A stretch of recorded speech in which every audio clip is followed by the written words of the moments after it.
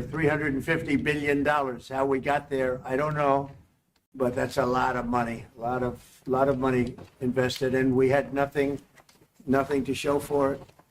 And it was the Biden administration's fault. The Europeans are in for about $100 billion, and they do it as in the form of a loan. We paid 60% of the total effort, and it was through, like the US, loans, guarantee, grants, and we provided real money, to be clear. Yeah. We have 230 billion frozen assets in Europe, Russian assets, but this is not as a collateral of a loan because this is not our belonging. So they are frozen. If at the end of the day, in the negotiation we will have with Russia, they're ready to give it to us, super. It will be loan at the end of the day, and Russia would have paid for that. If you believe that, it's okay with me. Do you want to know what really happened? Well, first of all, let us talk about this picture. This picture hides thousands of words.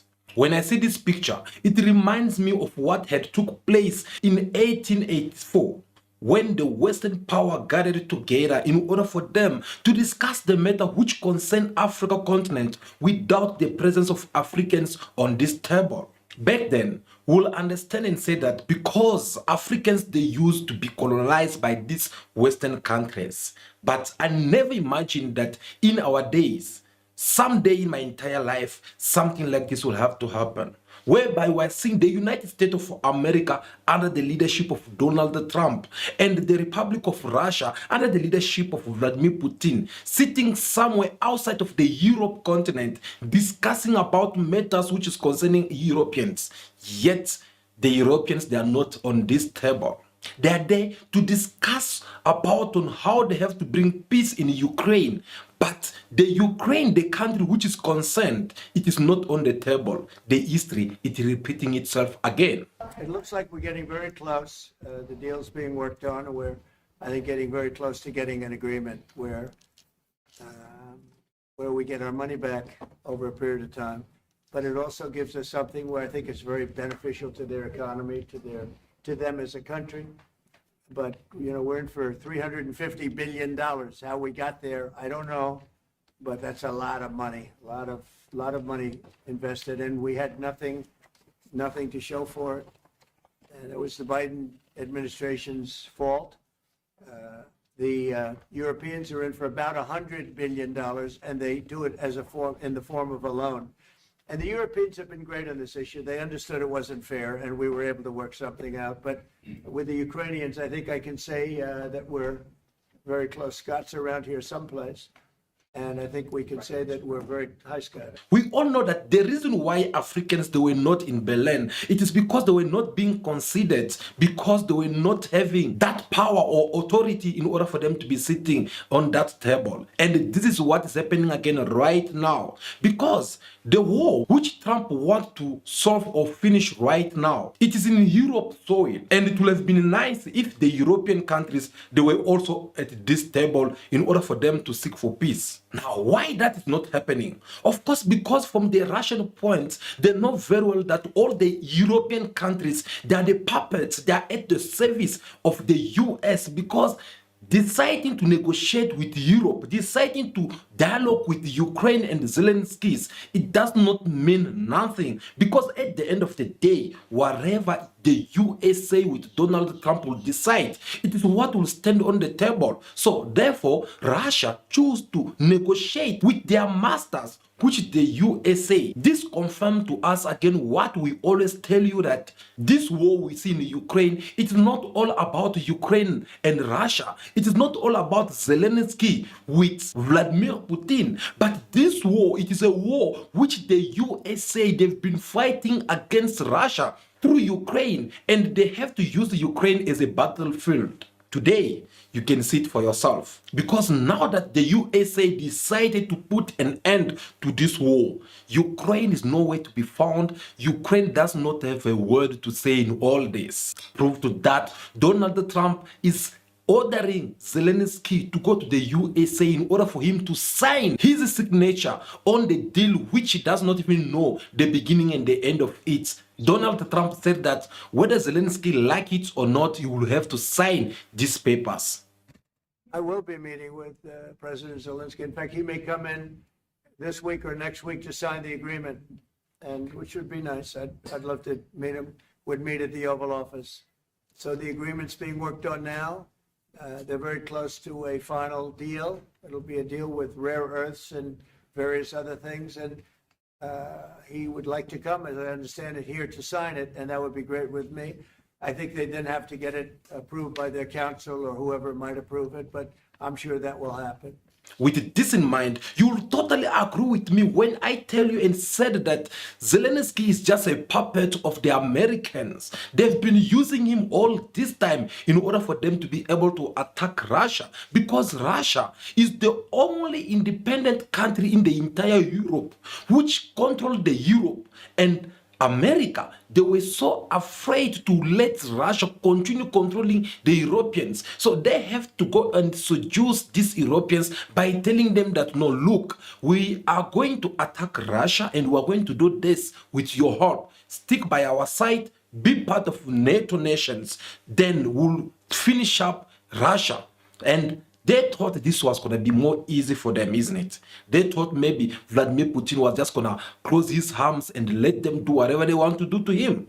But unfortunately for them, things did not work according to their plans. Today, now that they want to finish this war, they are not even considering Ukraine, which has been the victim from all this, but instead they are considering to dialogue only with Russia directly. And when all this is happening, not even one single country in Europe have the courage to stand up and speak about this. The president said, I think this is an important point, an important moment. This is an important moment in the discussion. We want to build peace in Ukraine, and the toll which has been recalled is a reality. There have been around 1,000 deaths and injuries since the start of this conflict and this war of aggression.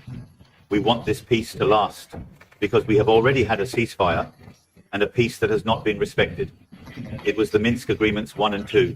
And so the body of this discussion is to make sure first that there is a ceasefire, then that the Ukrainians are involved. And I think what President Trump just said a moment ago is very important, which is that he will quickly meet with President Zelensky to sign this agreement on critical minerals and rare earths, and that it is also a way to have strong American involvement. The Europeans are ready to take on their responsibilities in various forms of support to the Ukrainian army presence, including to ensure that peace is sustainable. The United States' prolonged engagement through this agreement is positive. There's still much to construct. While I won't delve into discussions, we aim for the same goal. Our hour-long video conference this morning will guide ongoing efforts and signifies good progress and announcements. Emmanuel Macron, the president of France, is in a state visit in America, which his homologue Donald Trump had called him just for him to represent the entire Europe. Well, after Donald Trump had welcomed him and they exchanged for some times between the two governments, it was about time the media come and ask questions about what could be the main reasons why Emmanuel Macron is visiting the United States of America. While here, Donald Trump is talking about the so-called deal between Ukraine, which is not there, and Russia. He kind of like telling people how close this deal is, but without Ukraine in it.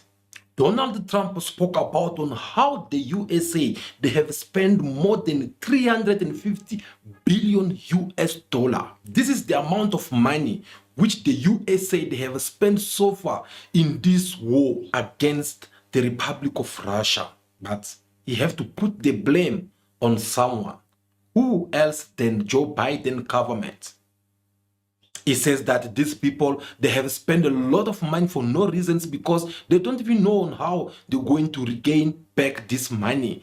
On the other side, their allies in Europe, they only spend less than 100 billion US dollar. You say what? Oh yes, they spend less than the US did spend in Ukraine. So, sorry Mr. Trump, if this is the money, you're never going to be able to collect it back. Do you know why? Because Ukraine is not Africa, where you guys get to loot it day and night without being stopped. Another funny question was when Donald Trump being asked that people are saying out there that you are abandoning Ukraine in order for you to satisfy Russia, who have invaded this Ukraine. Well, Donald Trump was very clear in his answer. Helping Ukraine like nobody's ever helped Ukraine before. And I can say this, if I didn't become president, Ukraine would right now still be at a level where there would be no even thinking about a peace. And it's a sad thing that this happened. This would have never happened, this war, if I were president. Zero chance. And it has happened. So my function is to get you out of the war, get them out of the war, let them live. It's a bloody war. It's a horrible war. Thousands of people are being killed a week. And I would say Russia, maybe 700,000 people. I think Ukraine probably a similar number. And that's not talking about the towns and the cities that have been blown up. That's talking about soldiers. This has been a horrible, bloody mess. And we're going to get it solved. We got to get it solved. But another interesting question which Donald Trump received from the journalist was to know for how long this so-called negotiation will have to take place, and for how long should people of the world or people of Ukraine have to wait for this deal to be signed. Well, Donald Trump have to explain that as soon as possible. I think the war can end soon. Within weeks. Yeah, I think so, right? Don't you think so? I'd like to have you, I think we could end it within weeks if we're smart. If we're not smart, it'll keep going and we'll keep losing young, beautiful people that shouldn't be dying. And we don't want that. And remember what I said, this could escalate into a third world war. And we don't want that. According to Donald Trump, he strongly believes that this conflict or this war which is ongoing in Ukraine, it can be handled in less than a week, which is 7 days. But with what kind of a strategy? Because on the other side, the European unions choose or decided to send different troops over there who they believe that these troops apparently they're supposed to be going there to fight. But according to Donald Trump, he's saying that these troops, they're not going there to go and fight. Instead, they're going there to make sure that every part should follow this peace agreement so that no one should not attack any other person. At some point we'll agree to that. I think they probably wanted to. And I think once you have a ceasefire, it's going to end because they're not going from a ceasefire back to war. I think people have had their full. I'm just glad I was able to help because there was no communication with Russia until I came along. Biden didn't communicate. He couldn't communicate with his own child. So Biden didn't communicate. He couldn't. It was terrible. He hadn't spoken to Putin in 3 years. You're trying to end a war. People are being killed. Every week, thousands of people are being killed. Soldiers, in this case, mostly. Also towns, as missiles go in and back and forth. No, it's a shame. This should have never happened. This is a very sad, this is going to go down in the history books. This is a very sad moment because that should have been stopped. That should have never started. And if it did start, it should have stopped the first week, not 3 years later. As you all know, about a week or so, Donald Trump have called Zelensky as a dictator. He went far by saying that this man is a dictator because he does not even want to organize the election in his country. He rather prefer to continue fighting against Russia, a war which is not even able to win, so that he can last longer in power, so that he must not be able to organize the elections in his country. While at this time, Donald Trump seemed to be holding his language in his pocket. When you look all this footage, you'll see two men. And it seemed to be only Donald Trump who get to express himself a lot than the other person, which is Emmanuel Macron, the current president of the Republic of France. The question remains, what did France or Emmanuel Macron have to say from all this? Where was he? Because he's there, but yet he's not saying anything. Of course, he could not say anything because he had nothing to say.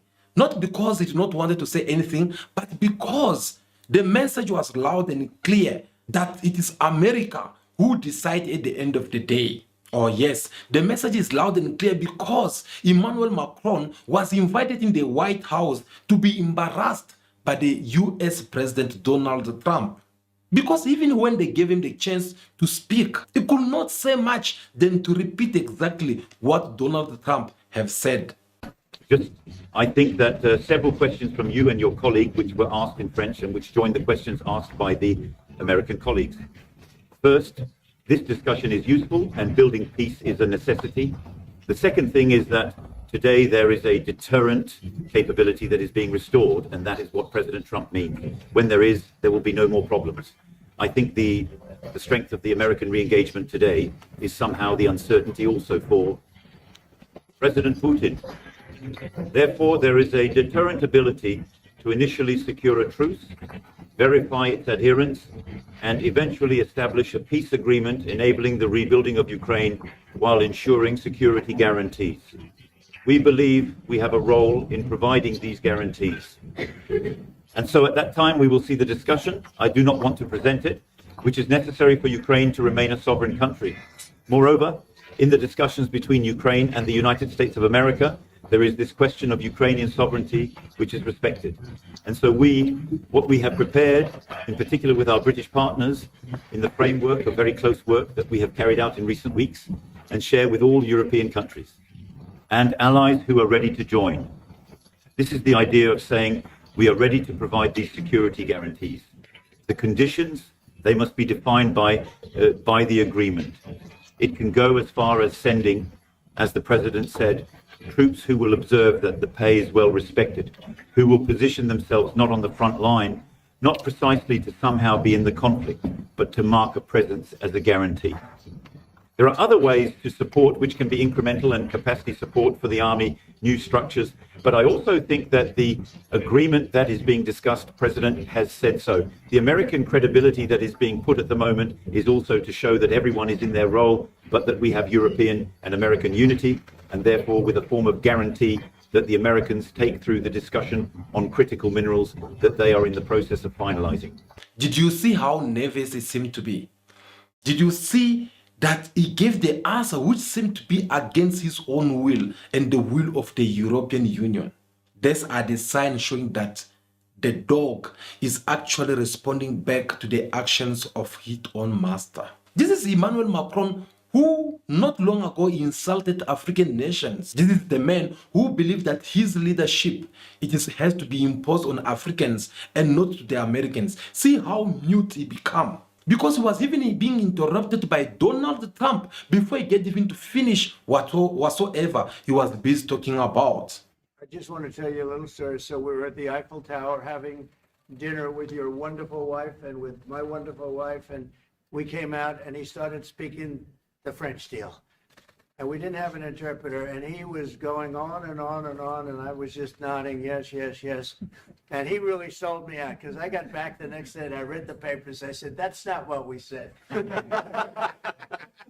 He's a smart customer, I will tell you. That's true. That was exactly what we agreed. Actually, what Trump was trying to do here was actually trying to remind Emmanuel Macron that, no, look, whatever you are trying to say right now, it does not matter. Because at the end of the day, I'm the one who ran this game. And what I say is what will stand at the end of the day. That is how you have to come and distract him with this conversation. Now, here's the most interesting part for me. It is when this question was addressed to President Donald Trump about the Russian assets which they have seized by the Europeans. Donald Trump refused to answer this question because he knew exactly what he was doing. Trump took this question and threw it to Emmanuel Macron in order for him to provide the answer. And Emmanuel Macron came and messed up everything. This is, we speak about frozen assets. We already used them to back precisely the loans negotiated at the G7. And it's part of the sanctions. So it will depend on the follow-up of the discussions. But clearly, we respect international law. It's just frozen assets now. You can take the proceeds of the frozen assets, but you cannot take the assets themselves because it's not respecting international law, and we want to respect international law. How is one different than the other? You can take the proceeds from it. How can you not take Because it? it's very different. You keep the assets, you take the proceeds because they are paralyzed in a certain way. You take the proceeds during the wartime, but you keep the assets, and it's part of the negotiation at the end of the war. Because, I mean, this war costed all of us a lot of money. And this is the responsibility of Russia because the aggressor is Russia. Should the US be compensated? So at the end of the day, this frozen asset should be part of the negotiation, all in all. Will France support the US being compensated? I support the idea to have Ukraine first being compensated because they are the one to have lose a lot of their fellow citizens and being destroyed by these attacks. Second, all of those who paid for could be compensated, but not by Ukraine, by Russia, because they were the one to aggress. Do you see now how these countries, they are fighting over the money which they have seized from Russians? Because this money, at first when they announced this sanction of Russian assets, well, it was all said that no, they'll take this money and give it to Ukraine in order for them to rebuild their cities, which Russia had bombarded so far. They'll take this money to give it to Ukraine in order for them to raise up again their economy. But apparently, this money did not even go there because now it is all about France saying that no, we have to take back our money. And him saying this, it did not sit okay with Donald Trump. That's when Donald Trump have to come back and also remind him, like, you see what is happening. So the Europeans, they are busy collecting their money, but what about the 350 billion US dollar, which the USA have spent from all this? How are they going to benefit it back? Oh, whole smoke. That is when things becoming more ugly between Donald Trump and Emmanuel Macron. Again, so you understand, Europe is loaning the money to Ukraine. They get their money back. No, in fact, to be frank, we paid 60% of the total effort, and it was through, like the US, loans, guarantee, grants, and we provided real money. To be clear, we have 230 billion frozen assets in Europe, Russian assets, but this is not as a collateral of a loan because this is not our belonging. So they are frozen. If at the end of the day in the negotiation we will have with Russia, they're ready to give it to us, super. It will be loan at the end of the day and Russia would have paid for that. If you This is my believe wish. that, it's okay with me. Mr. President, If they get their money back, we don't, and now we do. But, you know, that's We will only fight fair. both. Mr. President, As President Emmanuel Macron was busy explaining on how this money will be splitted, did you see or notice how Donald Trump was kind of like a giggling in that smile, which seemed to be very fake? And at the same time, a smile which have a anger behind it. Because he had to tell everyone that you see that Europe had provided money to Ukraine in order for them to fight Russia, yet they are getting back their money back. What about the America? That already, it is a serious problem, which shows that the future behind these nations, NATO nation I'm referring to, well, their future is that's very short because soon or later, I'm telling you, America, it will have to leave this NATO. And once they leave it, obviously they'll have to focus in other world organizations such as G7 or G20, where they believe that they can maybe going a system of win-win. But again here, guys, the message is loud and clear that Ukraine with Zelensky, they never commend anything. We have said about this before. We saw those ones who support the Western mafia all over around the world. They were calling us names, they were insulting us, they were saying that we don't know what we are saying. But today, it is more clear that Ukraine, Europe, all of them, they are obeying only to what the USA have to say at the end of the day. If the USA decides to stop this war, well, they'll stop it because they're the one who decided for this war to start it. Russia always have that big impact on the Europeans. They used to have a word, and even that actually is even the reason why the USA, they hate Russia so much, because Russia used to be one of the independent countries which have the word to say on the Europeans. The whole entire Europe, they used to be afraid of Russia. So the USA, like they always like to do around the world, they have to come and lie to Europeans saying that, no, look, we're going to do this and this is going to bring instability in Russia. Once that happens, obviously, you guys will have your free independence from the Russian Empire. And they fall in that trap. Now today, they see that things are not going very well. Now they are busy fighting over the Russian asset, which they have lied to us, all of us, telling us that no, this asset, it will help people of Ukraine to build the universities and schools and different manufacturers which got destroyed with the Russian bombs. But today they are busy fighting over it. Emmanuel Macron will come and say that no, France will take this much, the other countries from the Europe, they'll take this much and this much. What about now to the Ukraine? What about to the Russia, who are the owner of this money? Because at the end of the day, they have also a lot to lose from all this. And that is the reason why Russia choose to negotiate directly with the USA, because they're the one who are behind all this. Do you guys still remember the time when China decided to be the middleman from all this conflict? What did the Joe Biden administration said to China or to Ukraine with the Zelensky? Their message was very loud and clear. They said to Zelensky, boy, go there, you can listen to whatever they have to say, but don't do anything without our approval. And when Zelensky gave the report and said that after he had welcomed the African Union leaders and welcomed the China, of course, China with the BRICS, they want to play the role as the middleman in order for them to bring peace in this conflict. Well, we then saw how the America with Joe Biden administration, they rejected this offer because they know very well that no, it won't benefit them if China have to be the middleman to negotiate between Russia and Ukraine. So this is what they've been doing. But the good things about all this is that now that they are failing, they are deciding now to negotiate with Russia. And if everything goes well, as Donald Trump explained that it can be stopped or finished in 7 days, well, this will make the whole entire world understand that Russia have won this war, because Russia, they were not fighting against one country, but they were fighting with multiple nations which wanted to destroy the Russian economy. And if they manage to come out of it like this, well, it is a way of them winning this game or this war. Because you listen to Donald Trump himself saying that if we don't stop this war right now, it is going to escalate to World War III. Do you know what does that mean? Because they are all aware that Russia, they are now about to start running out of the fighting weapons.